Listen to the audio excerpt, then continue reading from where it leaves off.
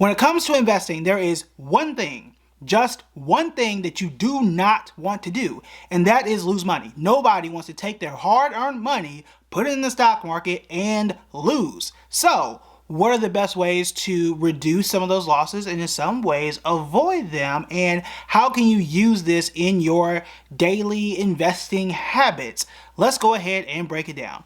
There is something called paper trading that is a lost art, and especially for beginning investors, and I see it all the time in the comments where somebody will say, hey, I just started investing yesterday, I jumped right into the stock market and I lost my first $20 or I lost my first $500. I'm like, hey, there was a practice phase here that you absolutely skipped, and there are even novices, people who have been investing for the first 3, 4, or 5 years that tried a new investing technique, but you did it with your money.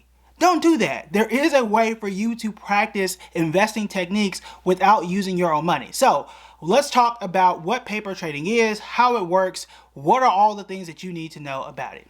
Essentially, an easy explanation is paper trading is a simulation. You take fake stocks, or really the best way to explain it is you take real stocks, real investments, but it is in a simulation. So think of it like, I don't know, Madden or 2K. Those are real players out there in the world, but you are in a simulation, right? So you're able to practice all of these things, and you can say, I would buy this stock today. It's going to use those real prices, and you would sell it. You can use a chart and do whatever it is that you want to do, but it is not your real money. You can practice it to a point where you can get good at it and then try it with your own money.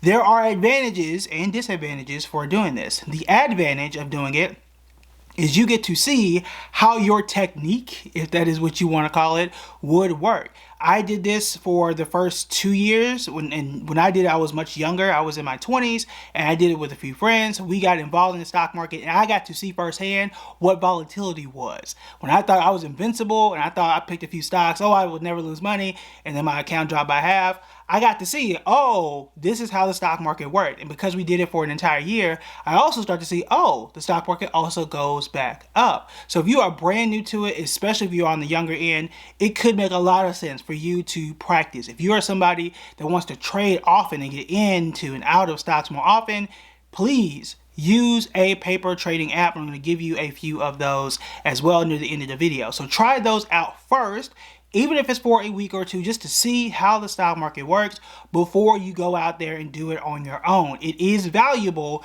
just to test the waters before you use your own money, just to get a hang of it. Because again, I would rather do a test run, just like I would rather use a crash dummy before I learn how to drive myself.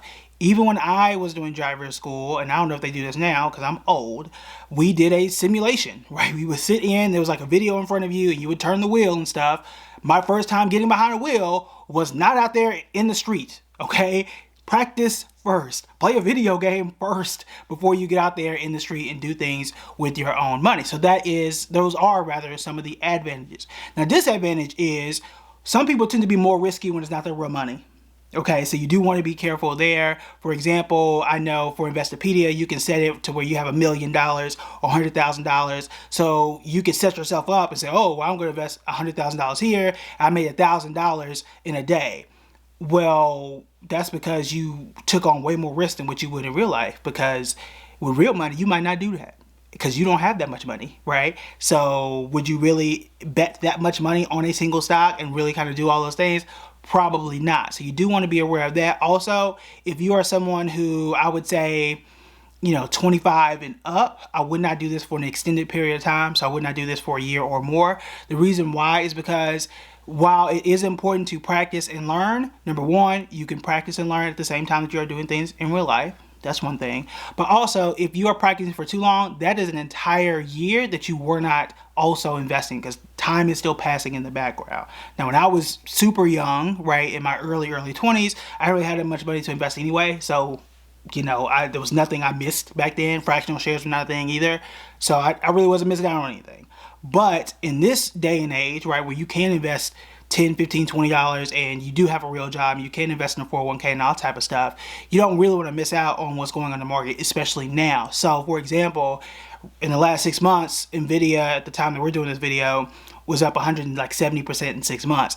I don't want to sit here and practice, right? And practice only without having something, even in an index fund or something in the market, where I'm missing out on those gains because I was practicing for a whole time. For the entire time I turn around, the market is up another 20 or 30%. I'm like, oh, I missed that, right? So you do want to practice, you do want to get a hang of it, but don't sit in the practice environment for too long where you're out there missing actual gains. Okay, so those are the things you do want to pay attention to. Where can you practice? Where are some places that you can try and test these things out? And we can do a tutorial. If you think that's going to be helpful, just let me know in the comments. Here are my favorite places. Investopedia is where I started. I think it is relatively user-friendly. You just go to top part of the screen, scroll over to simulator. It's free. Thinkorswim is another one. It's a lot more robust, a little more complicated. I say robust because it can do a lot of different things in there, whereas Investopedia is very bare bones, very, very simple.